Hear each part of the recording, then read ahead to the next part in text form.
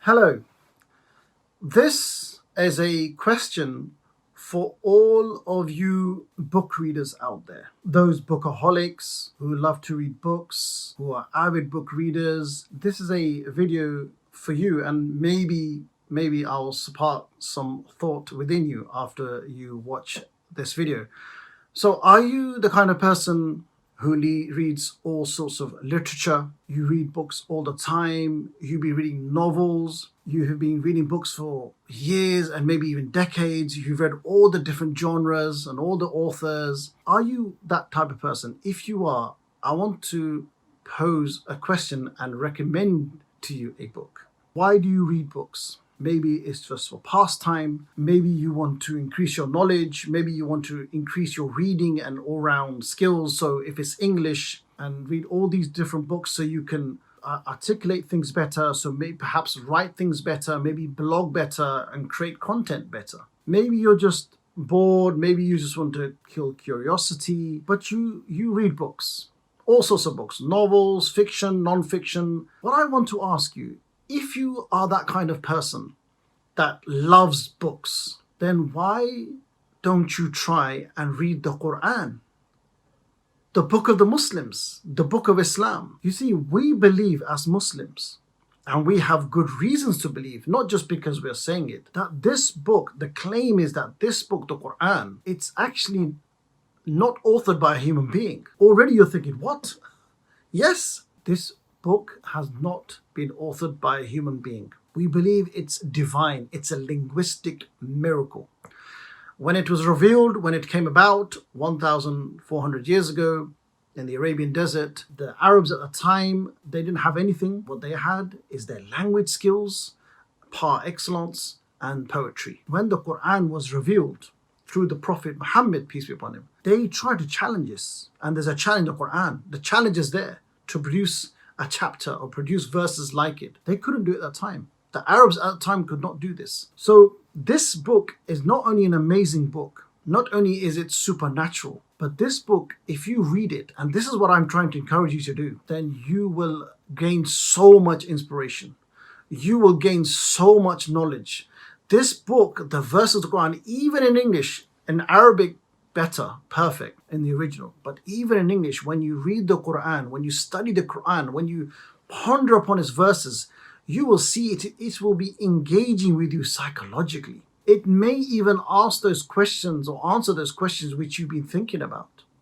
It would even maybe provoke thinking which of the type that you never thought about before. Because when you read a book, if you read a book for the sake of inspiration and knowledge and create curiosity and answer curiosity, the Quran does that on a magnificently deep level. I just want to quote two verses as a taster.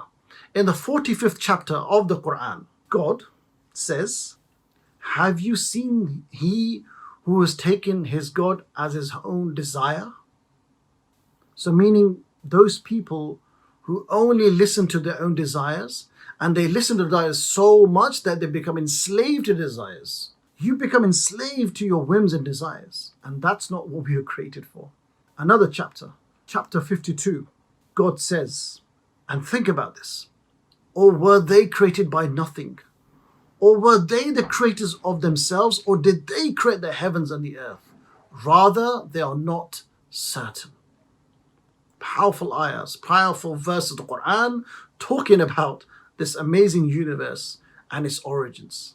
There's the claim is there, and you can research it and you can check it, the claim of the Quran, why is it miraculous, maybe do a Google search. But just to give you some examples, H. Palmer, and these examples, these scholars are non-Muslim scholars, but they're specialists in Arabic.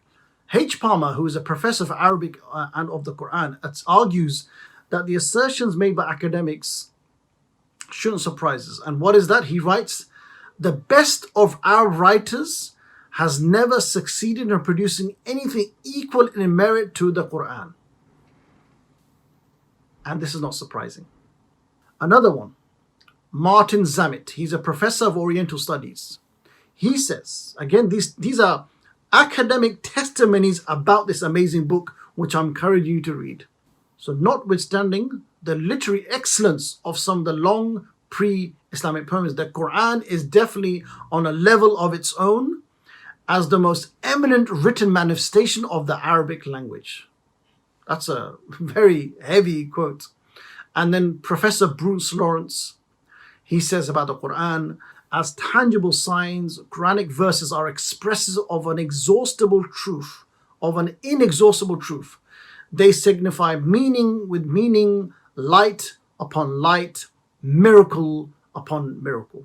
Very beautifully said. And these are just some of the many, I'm not sure how many, but countless quotes of academics, non-Muslim academics, giving testimony about the Quran. So something to think about, that if these people are saying this about the Quran, you at least owe it to yourself to look at the Quran and read it and ponder upon the verses. At the very least, to add to your reading collection. At the very least. So what's stopping you from reading the Quran? What's stopping you? Ignore the social media and the media, what they say about Islam and Muslims and the Quran. You owe it to yourself. You're a clever person. You've been reading all these books for years and decades, perhaps. So why not add Quran to that collection? Let go of your bias. Be a bit sincere. Maybe you will gain a gift that you've never gained before. Think about it. If you read the Quran, what is the worst that will happen to you? You will only gain plus. At the very least, you will add to your knowledge, which is always good, because knowledge is power. Thank you for listening. Please check out the Quran. I will share in the description below some recommendations of the best English translations if you are an English reader. Thank you for listening.